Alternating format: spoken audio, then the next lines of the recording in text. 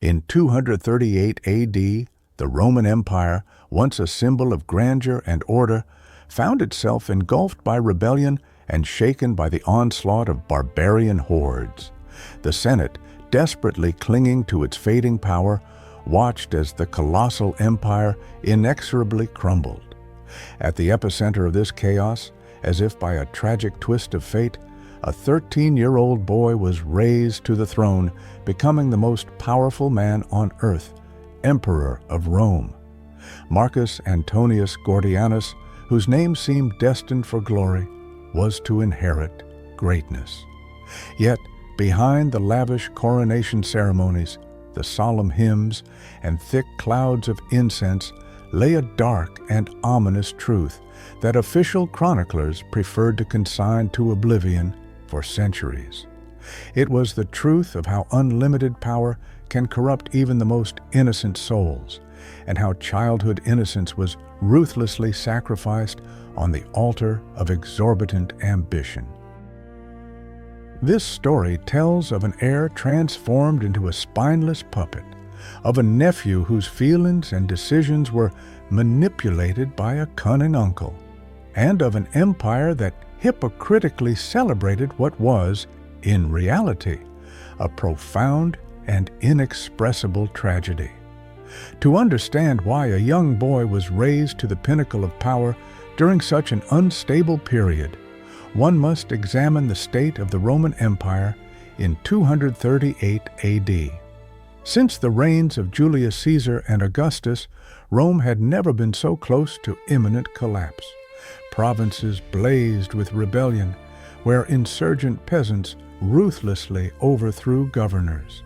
On the borders of the Rhine and Danube, Germanic tribes launched furious assaults, plundering wealthy villas and exhausting Roman legions. In the east, the Sasanian Persian Empire was gaining strength, posing a serious threat to Roman territories in Mesopotamia and Syria. In the very heart of Rome, the Senate had become a hotbed of intrigue and betrayal.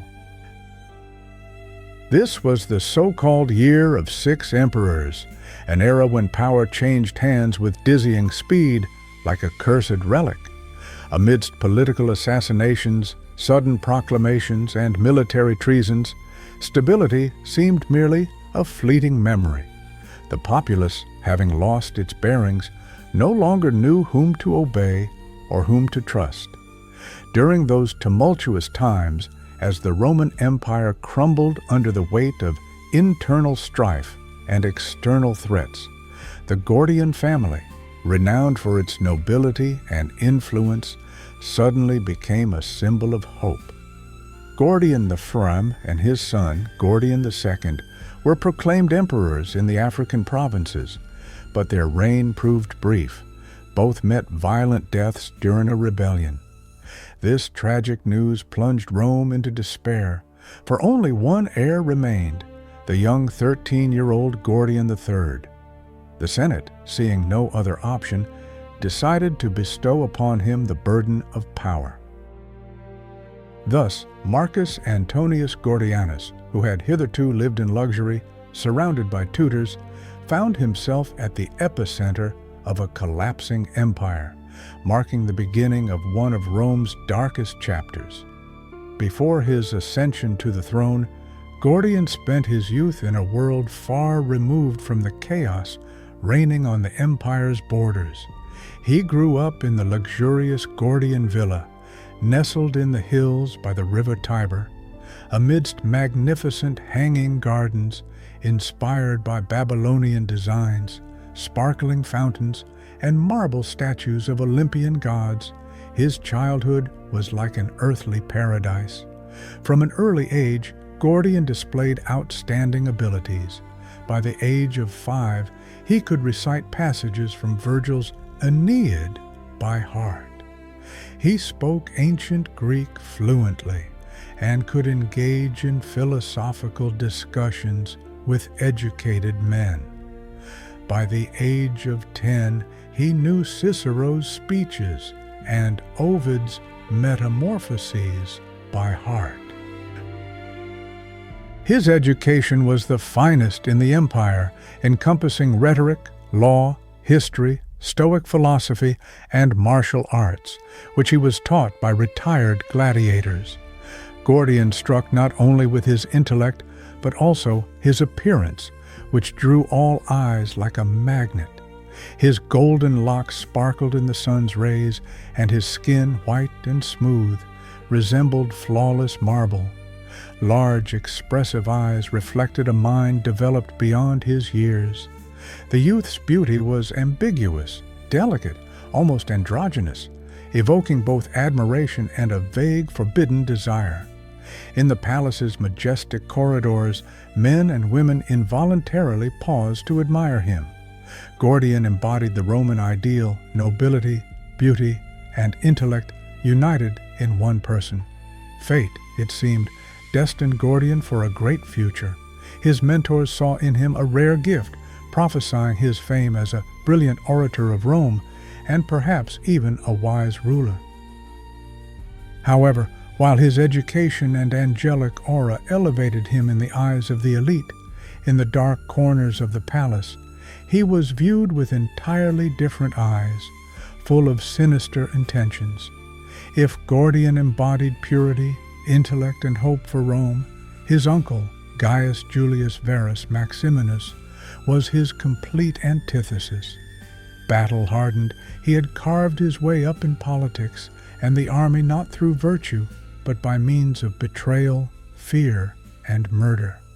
Maximinus was a man of immense stature, with a massive build. His face was scarred, as if branded by a bloody past. Where Gordian shone with innocence, Maximinus exuded darkness. His piercing, cold gaze could instantly transform a smile into a veiled threat. In the Senate's corridors, he was known as a master of silently eliminating rivals, leaving behind only the political ruins of vanquished foes. Noticing his young nephew, Maximinus saw in him not a defenseless boy in need of protection, but a flawless instrument for his own designs. He saw a pliant, vulnerable, yet promising individual, moldable according to his ambitions. Most importantly, the nephew's young age prevented him from offering resistance, at least at this stage. Maximinus began to frequent Gordian's villa more often under various pretexts: security inspections, educational consultations, family advice. However, these visits stretched late into the night and invariably concluded in the child's chambers. What was initially passed off as lessons in governance soon became a harbinger of tragedy that could no longer be averted. Power is not inherited like ordinary property, Maximinus instilled in his nephew with a serpentine whisper. It is seized by deceit, held by force, and secured by unquestioning obedience. And you, my nephew, will learn to obey before you learn to command.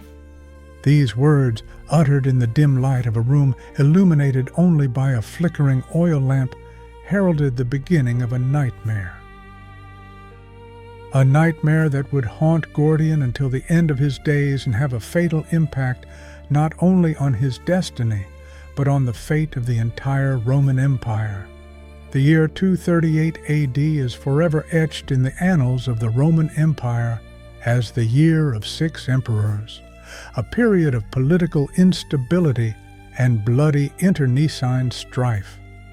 The state resembled a blood-soaked chessboard where figures of power were ruthlessly swept away in an unrelenting struggle. African provinces were rocked by rebellions. Treacherous conspiracies were woven in the very heart of the Senate, and ambitious generals raised legions, vying for the imperial throne. In this chaos, a tragic fate befell the Gordian family, whose story became a symbol of the era. Gordian I, grandfather of the future Emperor Gordian III, and his son Gordian II, were proclaimed emperors in Africa by the local nobility, who sought to unite the empire. However, Their reign proved brief, tragically ending after only a few weeks. Both Gordians fell victim to a rebellion in Carthage. Their bodies were brutally mutilated and displayed on the steps of the Temple of Jupiter. This brutal reprisal became an ominous warning for Rome, demonstrating that even the most noble and influential families were not immune to the wave of violence that engulfed the empire. Panic reigned in the Senate. Who was the legitimate heir, capable of ensuring the continuity of a dynasty that still commanded authority among the people? The answer was both terrifying and hopeful. The 13-year-old boy, Marcus Antonius Gordianus, grandson of the deceased emperor, proved to be Rome's last hope, desperately in need of stability. On the day of young Gordian III's coronation, thousands of Romans filled the Roman Forum. The Temple of Jupiter was illuminated by torchlight and adorned with imperial standards. Priests performed sacrifices, slaughtering bulls in search of divine omens capable of predicting the empire's future. The blare of brass trumpets deafened the crowd, and clouds of incense rose skyward as if attempting to cleanse Rome of its defilement.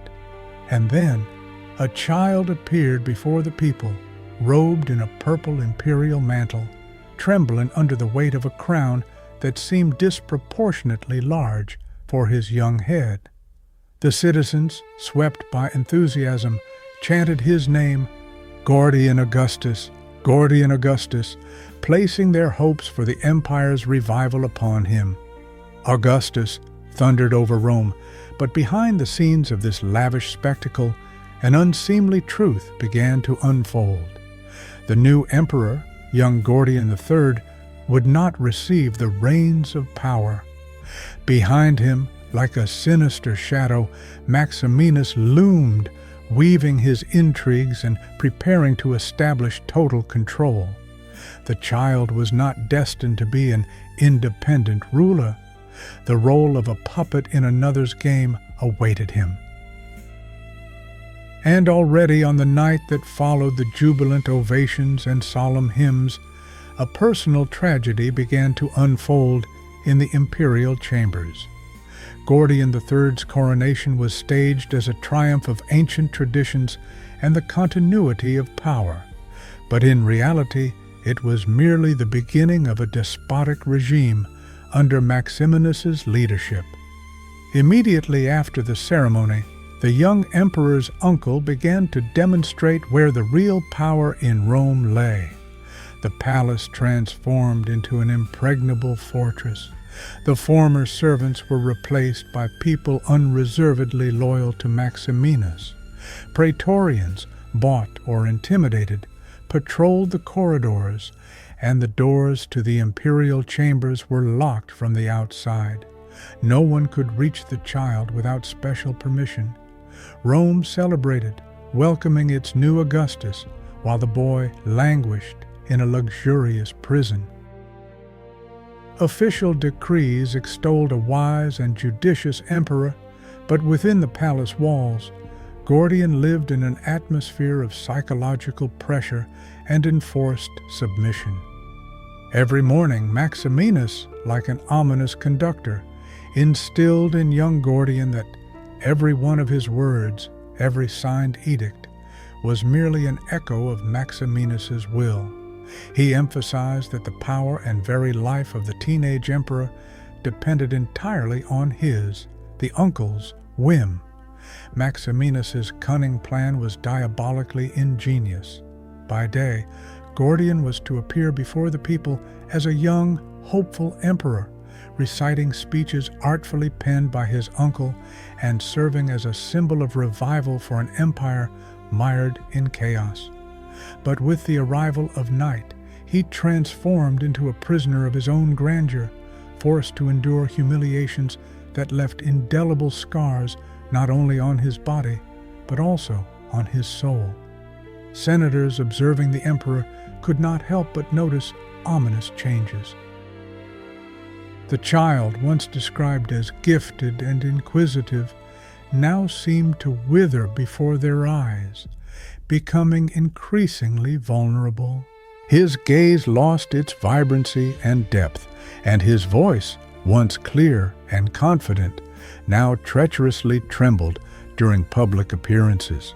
However, fear tied their tongues, and no one dared to ask questions. Maximinus, like a spider at the center of his web, controlled all official communications, public statements, and even the rumors whispered in Rome's back alleys. The city extolled the child emperor, unaware that behind the brilliant facade lay the most tragic puppet in the empire's history. By day, Gordian III sat enthroned in the Roman Empire, embodying power and majesty. In purple robes, surrounded by a host of senators, priests, and military commanders, he processed in solemn parades like a living legend. With dignity, he raised his hand, delivering flawless speeches artfully composed by Maximinus Thrax, and affixed his signature to edicts not born of his own mind. In the eyes of the jubilant populace, he was the embodiment of immutable Roman tradition, young, full of nobility, and blessed by the favor of the gods. But this brilliant tableau was merely a carefully constructed facade. Behind the impregnable walls of the imperial palace, when night drew its dark curtain over Rome, Gordian III transformed from a sovereign into a voiceless prisoner. The child prodigy, who once amazed all with his recitations of Virgil, now struggled to meet another's gaze. Every aspect of his existence, from the words uttered in public to the minutest details of his private life, was rigidly dictated by Maximinus's will. Not the slightest glimmer of spontaneity, not a drop of freedom remained. The contrast between these two lives was truly horrifying. By day, he was to embody the epitome of Roman gravitas, imperturbable, strong-spirited, and self-possessed. But in the quiet of the night, his true face presented a pitiful sight. He was a broken youth, forced to submit to another's will, even in the most intimate spheres of his being. Rome bowed before him as Augustus, yet he felt himself to be a creature lower than the lowest slave. In the highest echelons of power, where senators whose eyes had witnessed the change of several emperors sat, unease was brewing. Ominous shadows emerged behind the facade of Gordian's rule. It seemed the young emperor played a pre-written role where every movement was meticulously calculated. His smile, while dazzling, did not warm hearts. His speeches, artfully constructed, failed to stir the soul. Behind the scenes of this political theater, the figure of Maximinus clearly emerged, pulling the strings of the puppet emperor. The young ruler's life had become an unending spectacle. In public, he had to exude grandeur, while in private, he concealed a profound tragedy. The child who had been prepared for the role of a brilliant orator and wise ruler was now forced to survive by playing a role on the world's most dangerous stage. By the age of 15, changes began to stir within Gordian's soul. After 3 years in Maximinus's shadow, the boy, raised in submission, began to awaken. Paradoxically, the suffering he endured hardened his mind like fire tempers steel. Outward fragility concealed an inner resilience that even his cunning uncle failed to discern. The humiliations did not break him, but awakened his cunning. By day, Gordian skillfully maintained the image of the ideal heir. He displayed obedience, bestowed a radiant smile upon all, and showed apparent submission to Maximinus's will. However, when night's gloom enveloped the palace, and the emperor, worn out by wine libations and his own arrogance, sank into sleep, Gordian remained awake. His gaze, fixed on the marble ceiling, was filled with resolve. He silently plotted his revenge. He started small, with cautious questions that seemed innocent during morning political lessons. These questions, artfully disguised as childish curiosity, were in fact a meticulous reconnaissance. He carefully observed the senators' reactions during Senate meetings, noted the gestures of military commanders during audiences, and analyzed everyone's vulnerabilities. His mind became a secret archive where every observation was recorded with photographic precision. Secretly, Gordian stole small scraps of parchment and made homemade ink from crushed charcoal and makeshift materials. On these sheets, he recorded everything he saw, experienced, and planned. He meticulously documented all abuses of power and humiliations, noting dates, names, and places, understanding that these records would one day become his most potent weapon. He set up his hiding place in a secluded spot, in a niche behind a statue of Venus. The goddess of love, ironically, guarded the evidence of monstrous crimes. Gordian grasped a key principle of Roman politics: patience. He understood that he would not get a second chance, so the strike had to be executed with impeccable precision, precluding the slightest miscalculation. It was in the silence of imperial nights that the young emperor began to transform into a strategist, for which Maximinus was utterly unprepared. In the silent corridors of the imperial palace, where most servants preferred to remain blind and deaf to survive, Gordian found an unexpected ally, Flavia. This Greek slave brought to Rome was distinguished not only by her attractive appearance, but also by a sharp intellect and courage. Flavia had witnessed the horrific events that transpired nightly from the very beginning. She cleaned the imperial chambers after Maximinus's visits, gathered blood-stained linen, and discreetly applied healing balms to Gordian's wounds. She had seen too much to remain indifferent and understood that this youth was not merely a victim, but Rome's legitimate emperor, deserving of justice. Flavia, educated in Athens, could read, write, and even draw, a rarity for a household slave.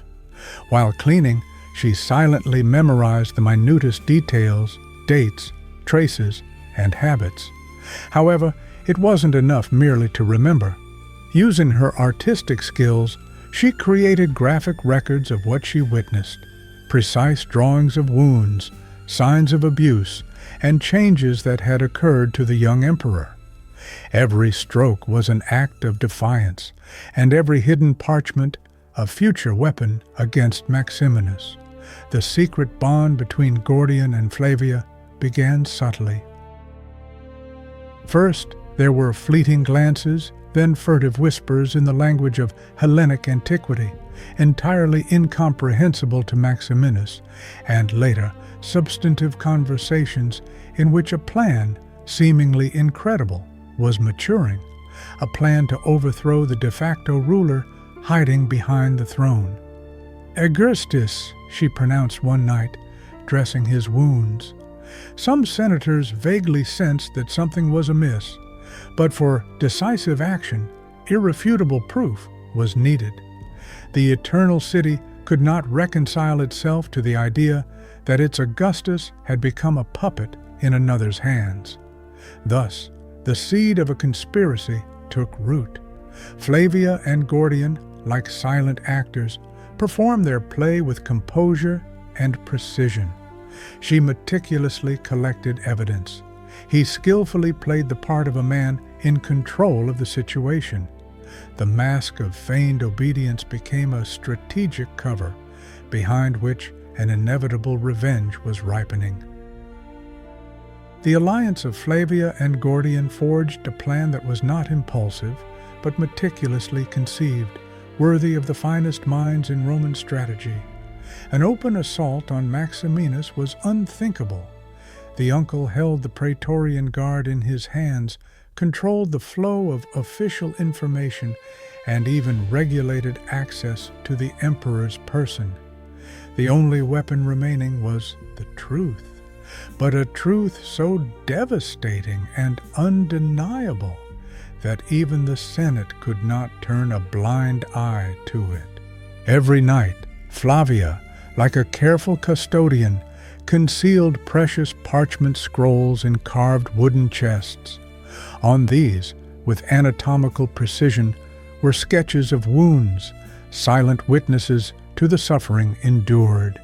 Each date of humiliation, every name of a physician complicit in the atrocities, was meticulously documented, forming a grim chronicle of betrayal. Gordian, whose hand, despite its tremor, maintained a steadfast spirit, scrupulously recounted his memories, not in the tone of a broken victim, but with the impartiality of a Roman jurist, weighing every word. This archive of pain, carefully collected and documented, transformed into a potent political weapon, capable of shaking the very foundations of power. The main task was to choose the ideal moment for its revelation. Revealing their hand too early could lead to Maximin, with his absolute power, simply destroying them without a trace. Delay, however, threatened that the young emperor would definitively lose the will to resist, becoming a mere puppet in the tyrant's hands. A public and solemn setting was needed, where the eyes of the most influential senators would be fixed on the proceedings, where the very dignity of the emperor would be at stake. A fateful opportunity arose on the Ides of March in 241 AD. Maximin, blinded by confidence in his boundless power, decided to celebrate the third anniversary of Gordian's reign with unprecedented pomp. The palace feast, to which Rome's most powerful senators were invited, was intended to be a triumph of his rule, a display of strength and stability. Yet it was this very celebration that was to become the perfect stage for the truth to be unveiled. The risk was enormous, for failure would mean inevitable and brutal execution. But success would mean Maximin's downfall. The plan was both audacious and simple. Gordian, following ceremonial custom, personally served wine to the senators, and with each cup, as if by chance, he discreetly left a small parchment, meticulously prepared by Flavia. These scrolls contained no words, only eloquent drawings and irrefutable evidence that could neither be ignored nor refuted. Private humiliation, carefully concealed within the palace walls, was to become public testimony, accessible to every Roman. Rome was to see with its own eyes the darkness hidden behind the brilliance of imperial power. The conspirators meticulously planned every aspect of the impending coup, honing the details for weeks. Gordian's smile was to radiate genuine sincerity, and his feigned subservience was to convince everyone of the absence of threat. Every movement during the feast was designed to conceal the true objective, the overthrow of the tyrant. "Remember," Flavia instructed him the night before, "you're not merely serving wine, you're delivering retribution." The solemn night of the feast enveloped the imperial palace in an atmosphere of ostentatious luxury. The Egyptian marble table, laden with golden tableware, fragrant oil lamps casting a warm glow, and monumental statues of great emperors silently observing the proceedings, created the ideal backdrop for a political intrigue where a truth that could not be concealed was to be born. Clad in purple togas, symbols of their power, Rome's mighty senators took their places, animatedly discussing matters of taxation, legions, and international treaties. Maximin sat elevated, with the complacent smile of a puppeteer, confident in his complete control of the situation. Beside him, like an ornament, in silken tunics chosen by his uncle, stood Gordian, outwardly submissive, but inwardly ready to strike. That night, he was to prove himself not as a victim, but as an arbiter of justice. A palpable tension settled over the hall. Emperor Gordian, following strict protocol, personally approached each senator, offering wine. His movements were measured to perfection. He filled the cups with an exquisite beverage crafted from the finest Gallic grapes, and discreetly placed small parchments beside each one. This gesture was almost imperceptible, like a drop of ink dissolving into a sea of rituals. None present suspected the hidden significance of these actions. Initially, the senators mistook the parchments for ordinary ceremonial notes. However, upon unrolling the scrolls, they discovered something entirely different, which instantly changed the atmosphere in the hall. Faces that had just radiated political calm now reflected astonishment, horror, and finally, anger. The images presented were irrefutable evidence of a monstrous crime committed against the emperor himself. The scrolls detailed wounds, marks, and other clues that left no doubt as to the culprit's guilt. The murmuring ceased, and an icy silence descended upon the hall. One by one, the senators raised their eyes, but they looked no longer at Gordian, but at Maximin. In an instant, the focus shifted. The weight of the revealed truth crashed upon the hall like dark wine poisoning a flawless feast. Maximin, confident in his absolute power, continued to deliver a speech about Rome's glorious future victories, oblivious to the growing tension among the senators. However, when the patrician Lucius Balbus, whose gray hair and impeccable reputation made him the most authoritative member of the Senate, majestically rose, holding a scroll in his hands, any trace of levity immediately vanished. His voice, filled with centuries of dignity and gravitas, reverberated through the hall like thunder. Gaius Julius Verus Maximinus, on behalf of the Senate and all the Roman people, I accuse you of treason and usurpation of imperial authority. These words, like a deadly blade, sliced through the strained silence. In that moment, Maximin realized that the threads of control had finally slipped from his grasp, and his impulsive reaction became a fatal error.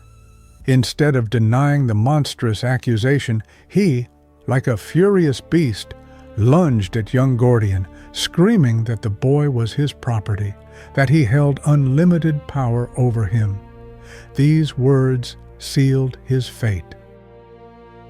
The senators, having witnessed the truth and his de facto confession of guilt, rose from their seats in a unified surge of anger and outrage. The opulent feasting hall instantly transformed into an impromptu tribunal, and justice was swift to be meted out. A wild, desperate roar tore through the ominous silence. Maximin, blinded by rage and betrayed by his own base instincts, threw himself at Gordian like a cornered animal. He spewed curses and insults, insisting that the emperor was his personal possession, his spineless toy. Every word, every frenzied movement only confirmed the horrific truth revealed by the parchments. The puppeteer had exposed himself before all of Rome. In the very heart of Rome, in the hall where the empire's fates were decided, the senators rose as one, presenting a spectacle of unanimous fury. Some faces paled with indignation, while the eyes of others flashed with wrath. The moral authority of the Senate, repeatedly tested by fear and bribery, seemed to revive at that moment, gaining new, unshakable strength. A crime directed against the emperor was considered an unforgivable act. Rome, tolerant of greed, political betrayals, and even cowardice in battle, could not permit the desecration of the sacred dignity of an Augustus, a symbol of power and grandeur. Lucius Balbus, the elder statesman of the Senate, whose voice had been heard under 4 different reigns, showed not the slightest hesitation. With the composure of a man aware that every action would be etched into the annals of history, he drew his ceremonial gladius, which he carried as a symbol of his high rank. It was not a weapon of war intended for bloodshed, but rather a symbol of honor, embodying justice and integrity. Yet, in his hands, this sword gained the weight of the entire Roman legal system, ready to punish the guilty. The senator, driven by a sense of duty, advanced towards Maximin, who was then struggling with Gordian, and without flinching, plunged the blade directly into his heart. Maximin's cry, full of pain and despair, instantly ceased like a snapped string. Maximin's enormous body, which for years had wielded power through brute force and cunning manipulation, collapsed onto the exquisite marble of the feast, as if struck by lightning. A torrent of crimson blood gushed from the wound, staining the golden tablecloths a sinister scarlet. The executioner, who had ruthlessly dealt with the innocent, had himself become a victim of the Rome he had so desperately sought to control. His ambitions and lust for power culminated in ruin, and his name was forever stained with blood and ignominy. A ringing silence descended. Senators, guards, and servants froze, gripped by tense anticipation. Only Gordian, as if turned to stone, with wide, unseeing eyes, seemed not to have fully grasped what had transpired. He had foreseen this moment, nurtured it in secret for years, yet the sight of the fallen tyrant brought no immediate relief, only a gaping void. And then, as if by divine command, one of the senators raised his voice, "Hail, Gordian Augustus!" and his cry was echoed by the others. This jubilant shout, like a peal of thunder, reverberated through the palace walls. It was an assertion of legitimacy, a desperate attempt to restore to the young emperor what had been taken from him. The puppet's mask crumbled to dust. Rome yearned once more to believe in its ruler. But behind this universal jubilation, only Gordian knew the truth. The monster had been vanquished, but the invisible chains of his trauma still bound him. Long-awaited freedom had become a reality, but it was incomplete. Maximin's shadow would long haunt his consciousness even after that night. Maximin was dead. Rome had witnessed the downfall of a despot, and the Senate had pledged its allegiance to the young emperor. However, what many chose not to notice that evening was that, while freed from physical shackles, Gordian remained a prisoner of invisible chains.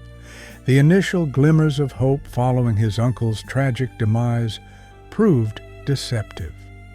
The people saw him as a symbol of a bright future. Senators extolled him as the embodiment of Roman virtue, and in distant provinces, statues were erected in his honor, sacrifices offered in the name of the new emperor. However, behind the impregnable palace walls, young Gordian bore incurable emotional wounds.